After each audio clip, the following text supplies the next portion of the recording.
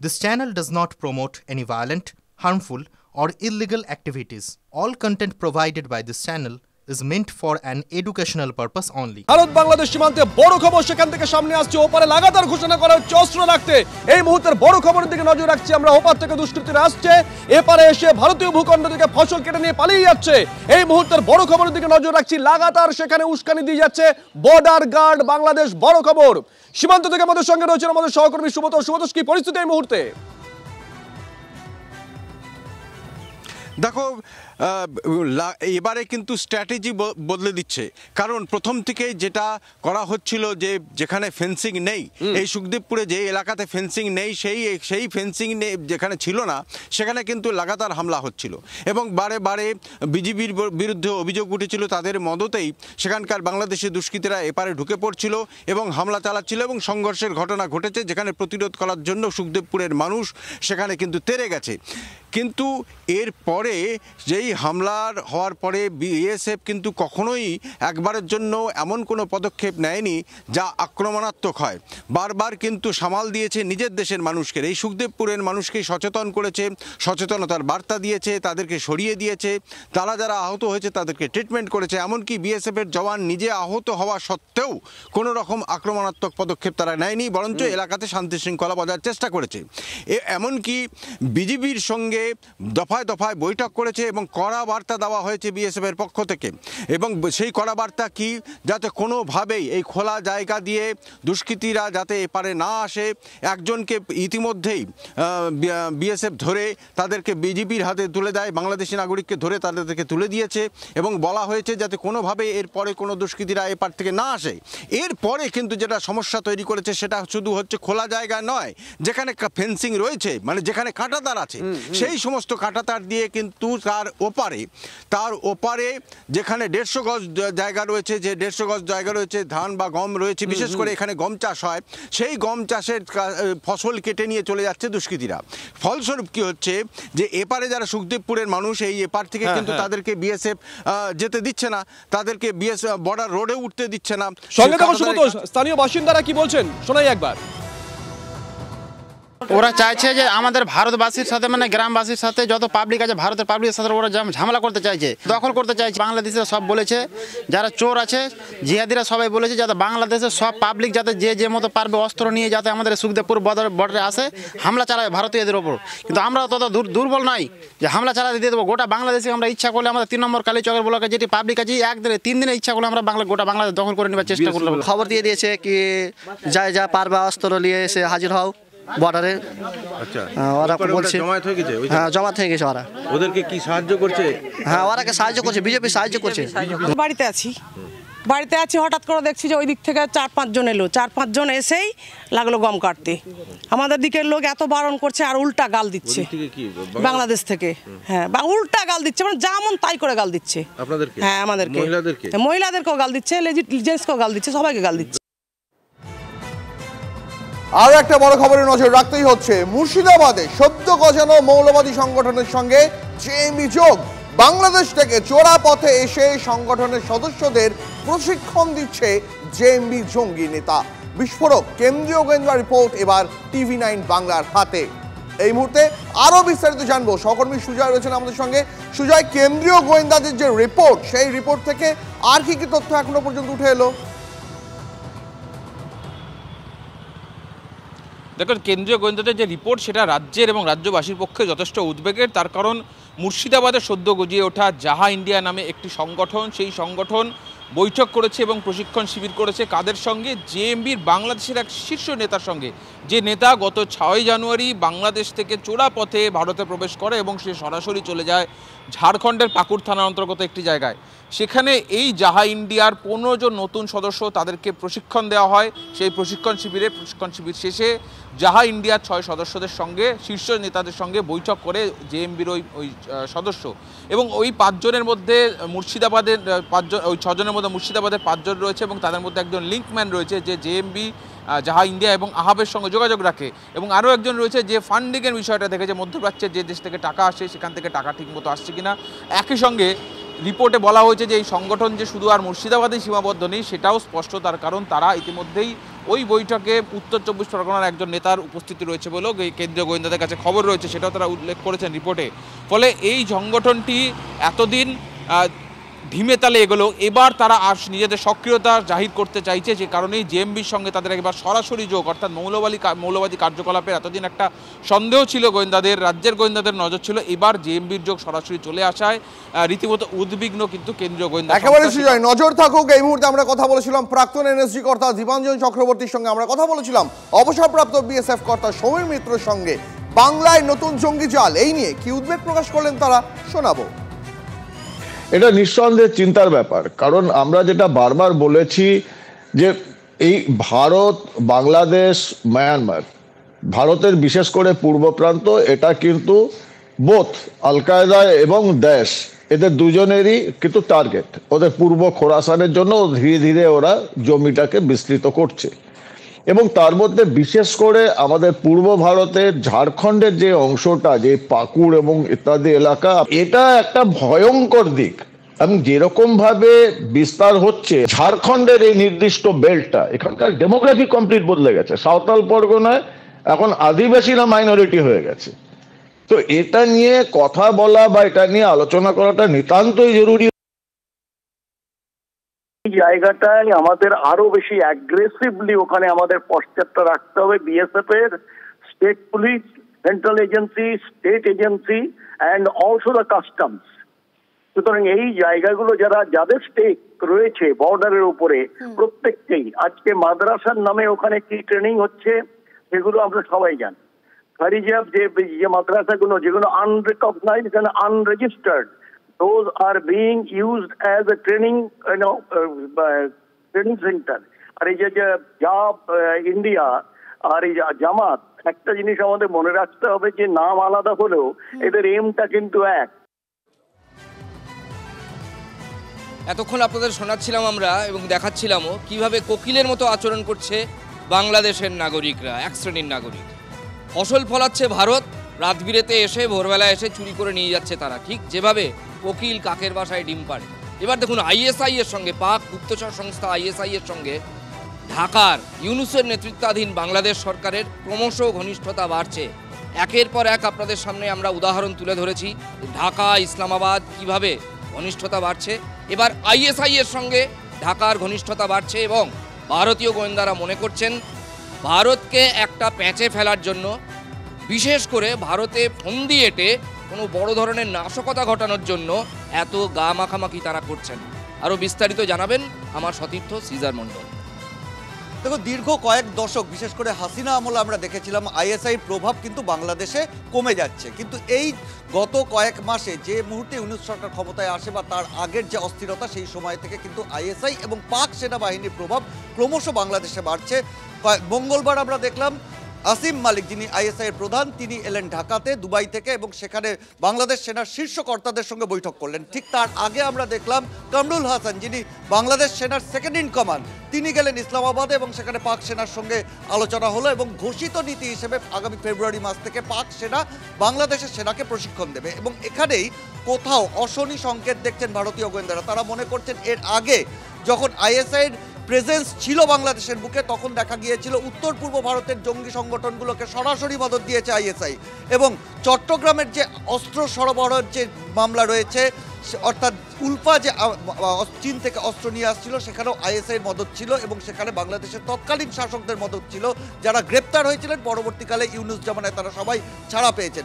সেই ব্লুপ্রিন্টটাই কোথাও মনে করছে আবার চালানোর চেষ্টা করছে আইএসআই, এবং সেটা ভারত, উত্তর পূর্ব ভারত এবং পূর্ব ভারতের একটা বিস্তীর্ণ এলাকাকে ইনক্লুডিং আমাদের রাজ্যকে কোথাও একটা সেখানে একটা বড় ধরনের নাশকতা, অশান্তি ছড়ানোর চেষ্টা, এবং তারই বিভিন্ন শাখা হচ্ছে এই ধরনের সংগঠনের উঠে আসা, জঙ্গি কার্যকলাপ বাড়া।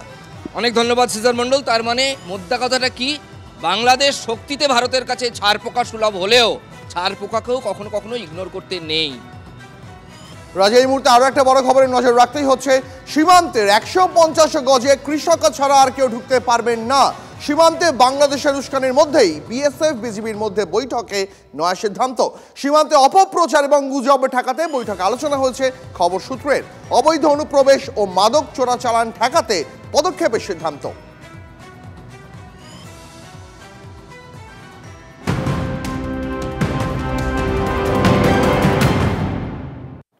আর জঙ্গি জল্পনার মধ্যেই ফের বাংলাদেশি পাচারকারী গ্রেপ্তার। মুর্শিদাবাদের জলঙ্গি থেকে পাকড়াও করা হলো 3 বাংলাদেশি অনুপ্রবেশকারীকে। উদ্ধার হয়েছে প্রচুর মাদক, নিষিদ্ধ কাশির সিরাপ। ধৃতদের বাড়ি বাংলাদেশের কুষ্টিয়ায়। সীমান্ত এলাকায় সন্দেহজনক গতিবিধি থেকে তাদের গ্রেপ্তার করা হয়।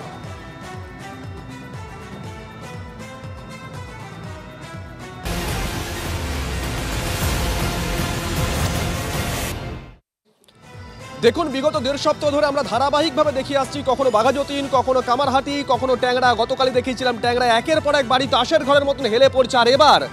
আর এবার বিধাননগর পুর নিগমের অন্তর্গত বাগুইয়াটির জগৎপুরে 2টো বাড়ি হেলে পড়েছে। ছবি দেখাচ্ছি আমরা, ছবিটা একবার দেখুন। একটা বাড়ি একেবারে ল্যাম্পপোস্টের ওপরে বিপজ্জনকভাবে হেলে রয়েছে। স্থানীয় বাসিন্দারা অভিযোগ করছেন জলা জমি বুঝিয়ে এই বাড়িগুলো তৈরি হয়েছে। আমরা প্রতিক্রিয়া জানতে গেছিলাম বর্তমান কাউন্সিলরের সঙ্গে, তিনি সরাসরি ইগনোর করেছেন গোটা বিষয়টা। তিনি জানিয়েছেন তার আমলে বাড়ি তৈরি হয়নি, বাড়ি তৈরি হয়েছে এর আগের কাউন্সিলরের আমলে। আর তিনি বলছেন যে না, তার আমলে নয়, এই আমলে তৈরি হচ্ছে।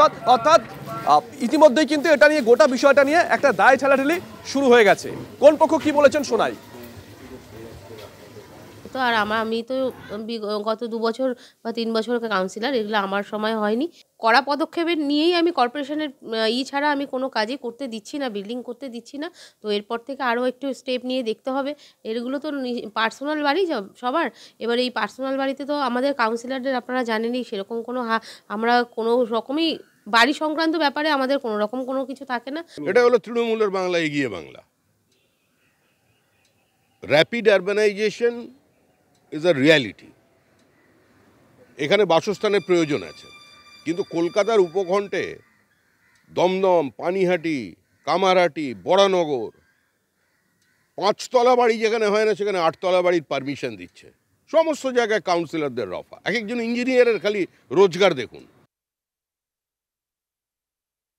ওই অঞ্চলে যিনি দেখাশোনা করেন মলয় চক্রবর্তী, উনি ওই রাস্তাটা করার জন্য বলেছিলেন। এবার ওই রাস্তাটা করার পরে তারপরেই ওই জায়গায় বাড়িগুলো মিঠুন কর ও আর আরেকজন ওরা তত্ত্ব করে ওই জায়গাটা কিনে বাড়ি করে নিয়েছে। কিন্তু সেটা আপনার আমলে হয়নি, ওটা পরের কাউন্সিলের আমলেই হয়েছে। মলয় চক্রবর্তী সব জানে ব্যাপারটা, আমার সময় হয়নি। আমার সময় তাহলে খবর পেতাম, আমি তো করতেই দিতাম না। পুকুরের উপর কোনো বাড়ি আজ পর্যন্ত করতে দিইনি। তবে শুধুমাত্র এই 2টো বাড়ি নয়, বিধাননগর পুর নিগমের অন্তর্গত 3 নম্বর ওয়ার্ড নারায়ণপুর এলাকা, সেখানেও একটি বাড়ি হেলে পড়েছে। লাইভ দেখবো ছবি। শর্মিষ্ঠা আমাদের সঙ্গে রয়েছে স্পট থেকে। শর্মিষ্ঠা, একদম শুভজিৎ, তুমি যে বাগুইয়াটিতে দেখালে না, সেখানে কাউন্সিলররা একে অপরের দিকে দায় ঠেলছে, কিন্তু এই জায়গাটা কি হবে দক্ষিণ নারায়ণপুর এলাকার রাজারহাট গোপালপুরের মধ্যে, এবং সেটা হচ্ছে তাপস চট্টোপাধ্যায়ের বাড়ির ঠিক কাছে। এবং তৃণমূল কংগ্রেস কার্যালয় রয়েছে, সেই কার্যালয় থেকে মাত্র কয়েকশো মিটার দূরত্বে সেখানেও নাকি জলা জায়গা বুঝিয়ে এই কালো বহুতলটি তৈরি হয়েছে, যা একটি বেসরকারি হাসপাতালের নার্সিং স্টাফদের হস্টেল হিসেবে ব্যবহার করা হতো। এবং এই ওয়ার্ডের যদি বৈশিষ্ট্য বলতে হয়, এই ওয়ার্ডও কিন্তু একাধিক বেআইনি ভাবে বাড়ি গড়ে উঠেছে। এবং এই ওয়ার্ডের কাউন্সিলরকে, এই ওয়ার্ডের বর্তমান কাউন্সিলর হচ্ছেন তাপস চট্টোপাধ্যায়ের মেয়ে আরাত্রিকা ভট্টাচার্য। এবং বলা হচ্ছে 2011-12 থেকে এই কালো বহুতলটি এখানে গজিয়ে উঠেছে। এবং এখানে আগে একটা পুকুর ছিল, সেই পুকুর বুঝিয়েই কাজ শুরু হয়েছে। এবং যখন কাজ হয়েছে তখন কেউ বিন্দু মাত্র এসে এখানে বাধা দেননি বা কেউ, যদিও এখানে আমি বারবার প্রশ্ন করেছি এখানকার প্রমোটারকে, কে এই বহুতলটি নির্মাণ করেছে, সেই বিষয়ে কিন্তু সদুত্তর পাওয়া যাচ্ছে না। এবং এলাকার মানুষ কাউন্সিলরের বিরুদ্ধে কোনো রকম মুখ পর্যন্ত খুলতে চাইছে না। তবে হ্যাঁ, তারা একটা বিষয় পরিষ্কার করে দিয়েছেন যে 6 মাস আগে থেকে এই কালো বহুতলটি হেলতে শুরু করে। তারপরে এই বহুতলে যে নার্সিং স্টাফরা ছিলেন তাদেরকে ফাঁকা করার কথা বলা হয়েছে এবং বাড়ি ভাঙা বা ভাবুকালি 6 মাস হয়ে গিয়েছে, কালো বহুতলটি হেলে পড়েছে। এবং এখানে বাড়ি ফাঁকা করার কাজ আংশিকভাবে, এই 6 মাসেও পরিপূর্ণভাবে শেষ হয়নি, আংশিকভাবে শেষ হয়েছে এবং এখনো পর্যন্ত বাড়ি ভাঙার প্রক্রিয়া পর্যন্ত শুরু হয়নি। এই যেভাবে কালো বহুতলটি হেলে পড়েছে এবং সবুজ বহুতলের উপর হেলে পড়েছে, বুঝতে পারছো যে সবুজ বহুতলে যারা এই মুহূর্তে থাকেন তারা রীতিমতো ভয়ে রয়েছেন, তারা আশঙ্কায় রয়েছেন, কারণ এখনো পর্যন্ত এই বহুতলটি ভেঙে ফেলার কাজ শুরু পর্যন্ত হয়নি। এই জায়গা থেকেই বারবার প্রশ্ন আসে যে যখনই হেলে পড়া বিল্ডিং আমরা দেখি, যখনই নির্মীয়মান বাড়ি ভাঙতে দেখি, তখন আমরা কয়েক মাস ধরে আলোচনা করি, কয়েক মাস ধরে কড়া পদক্ষেপ নিতে দেখি, তারপর বিষয়গুলি কি হয় না। পদক্ষেপটা একটাই হয় শর্মিষ্ঠা, পুরসভার তরফ থেকে ওই বাড়ির গায়ে বিপজ্জনক বাড়ির বোর্ডটা লাগিয়ে দিয়ে যাওয়া হয়। সঙ্গে থাকো। দেখুন, এই মুহূর্তে 2টো ছবি আপনারা দেখলেন, নারায়ণপুরের ছবি দেখলেন, বিধাননগরের ছবি দেখলেন। ট্যাংরা সেই হেলে পড়া বহুতল, সেই বহুতলে যারা বাসিন্দা তাদের অবস্থাটা ভাবুন তো একবার।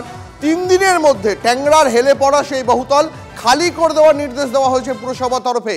আচ্ছা, কার গাফিলতি, কার দায়ে মাথার ওপর থেকে ছাদ সরে যাচ্ছে এই 13টি পরিবারের? গোড়ায় গলদ বা নজরদারির অভাব প্রশ্নের মুখে তো পড়বেই। পুরসভার ভূমিকাও। পরিস্থিতি খতিয়ে দেখতে ট্যাংরায় সাত সকালেই পৌঁছে যান পুরসভার ইঞ্জিনিয়াররা।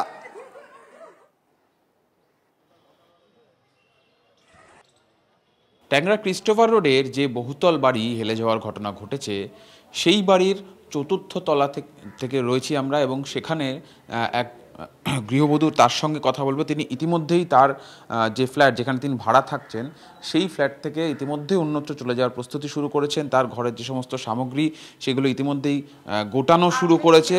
তার কারণ, যেহেতু পুরসভার তরফ থেকে বলা হয়েছে 3 দিন সময় দেওয়া হয়েছে যে এই ফ্ল্যাট বা এই বহুতল আবাসনটিকে ভেঙে ফেলা হবে, এবং সেক্ষেত্রে 3 দিন সময় হচ্ছে সমস্ত আবাসিকদের। সেক্ষেত্রে যারা ফ্ল্যাটের বাসিন্দা তারাও যেমন সমস্যায় পড়েছেন, তার পাশে যারা ভাড়া থাকছেন তারা বিকল্প ব্যবস্থা শুরু করেছেন। ইতিমধ্যেই ঘর ছাড়ার প্রস্তুতি নিয়েছেন। কোথায় যাবেন এই পরিস্থিতিতে? ঘর এখন খুঁজছি, এই জাস্ট তো 2 দিন হয়েছে, তো ঘর পাচ্ছি না। এই যে সেই দালালি করে তো যারা, ওদের থেকে আমরা যোগাযোগ করেছি, ওনারা ঘর খুঁজছেন এখন। তো আপনারা যখন এসেছিলেন তখন দেখেছিলেন এই ফ্ল্যাটটা কি হেলেছিল, এই বাড়িটা? না, তাহলে তো আসতামই না। জাস্ট এই 3-4 দিন হয়েছে আমরা জানতাম না, নাহলে তো কবেই বেরিয়ে যেতাম এখান থেকে। নতুন ফ্ল্যাটে আসা ভাড়ায় এসেছিলেন, সেই ভাড়াও এখন ছাড়তে হচ্ছে, বিকল্প ব্যবস্থায় যেতে হবে, এবং সে কারণেই সেই প্রস্তুতি শুরু হয়ে গেছে ট্যাংরা ক্রিস্টোফার রোডের প্রত্যেকটি প্রায় ফ্ল্যাট থেকে। ক্যামেরা সুদেবের সঙ্গে সুজয়, TV9 বাংলা, ট্যাংরা। দেখুন, বটগাছ হেলে গিয়েছিল কোনো একটা মোড়ে, জায়গার নাম হয়েছিল হেলা বটতলা, কিন্তু ফ্ল্যাট হেলে গিয়ে যদি হেলা ফ্ল্যাটতলা হয় সেটা অত্যন্ত উদ্বেগের। তাই আমরা এই খবর রোজ দেখাচ্ছি আপনাদের। এবার সুকান্ত মজুমদার, বিজেপির রাজ্য সভাপতি, কি বলছেন শুনুন। যেভাবে তৃণমূল কংগ্রেসের মুখ্যমন্ত্রীর দিদির কাউন্সিলররা পয়সা খেয়ে অবৈধভাবে বাড়ি নির্মাণের পারমিশন দিয়েছে, তাতে একের পর এক বাড়ি ভেঙে পড়বে, এটাই তো স্বাভাবিক। পিসার হেলানো মিনার দেখতে যেত, এখন পিসির হেলানো বাড়ি দেখতে আসবে সবাই পশ্চিমবঙ্গে। কলকাতা পুরসভার অত্যন্ত গুরুত্বপূর্ণ সমীক্ষা রিপোর্ট। গত কয়েক মাসে কলকাতা পুরো এলাকায়, মানে শহর জুড়ে অন্তত 30টা বাড়ি হেলে পড়েছে। মারাত্মক এই উদ্বেগজনক রিপোর্ট কলকাতা পুরসভাই সমীক্ষা করিয়েছে। আবার কলকাতা পুরসভারই নজরদারির অভাবের অভিযোগ উঠছে। শুনুন ফিরাদ হাকিম মেয়র সাহেব কি বলছেন। না, আমি হট করে হটকারি না, এটাকে স্ট্রাকচারাল স্টেবিলিটি রিপোর্ট নিয়ে ইঞ্জিনিয়াররা ঠিক করবে, এটা মেয়র ঠিক করবে না, এটা ইঞ্জিনিয়াররা। হেলে পড়া মানেই তো বিপজ্জনক না, সব হেলে পড়া বিপজ্জনক নয়। যদি স্ট্রাকচারাল স্টেবিলিটি দিয়ে দেয় যে স্ট্রাকচার ঠিক আছে, তাহলে সেটা বিপজ্জনক। কলকাতা অনেকগুলো বাড়িয়েছে, একটু পার্সিয়াল একটু হেলে গেছে, সব বিপজ্জনক নয়, বছরের পর বছর রয়েছে। নির্মাণ বিশেষজ্ঞ পার্থপ্রতিম বাবু কি বলছেন শুনুন। এখানে 3 তলার উপরে বাড়ি যে কোনো সময় হচ্ছে হেলে যেতে পারে যদি শ্যালো ফাউন্ডেশনে থাকে, ফলে বাড়ির মাটি পরীক্ষা অত্যন্ত জরুরি বিষয়। সয়েল টেস্ট না করে এখানে বাড়ি করা উচিত নয়। পুরসভাকে অনেক বেশি সক্রিয় হতে হবে। বাড়ি যখন হেলছে, তাহলে সেই হেলে পড়া বাড়ি সেটাকে সোজা করতে যে প্রযুক্তির প্রয়োজন, সেই ধরনের প্রযুক্তির দক্ষতা সম্পন্ন নির্মাণকারী সংস্থা, মেরামতি সংস্থা, তাদেরকে এনলিস্ট করা হোক, এবং কেবলমাত্র তাদের হাতেই যেন এই মেরামতির ভার থাকে। যে কোনো মানুষ, যে কোনো ধরনের সংস্থা, হাতুড়ে সংস্থার হাতে যেন না যায়, তাহলে বিপদ আরও বাড়বে। ব্রেকের পর যে খবরের নজর রাখতেই হচ্ছে, সাইফ আলী খানের নিরাপত্তা বাড়াচ্ছে মুম্বাই পুলিশ। নিরাপত্তা আরও বাড়তে চলেছে সাইফের। 24 ঘন্টায় এবার থেকে নিরাপত্তা পাবেন অভিনেতা। সর্বক্ষণ তার সঙ্গে থাকবেন একজন পুলিশ আধিকারিক। সাইফের ওপর হামলার পরে তার নিরাপত্তা আরও বাড়ালো মুম্বাই পুলিশ। এবার থেকে 24 ঘন্টায় নিরাপত্তা পাবেন অভিনেতা সাইফ আলী খান। অপারেশনের পর তিনি বাড়ি ফিরে এসেছেন এবং আগামী দিনে 24 ঘন্টায় তিনি নিরাপত্তা পাচ্ছেন মুম্বাই পুলিশের তরফে।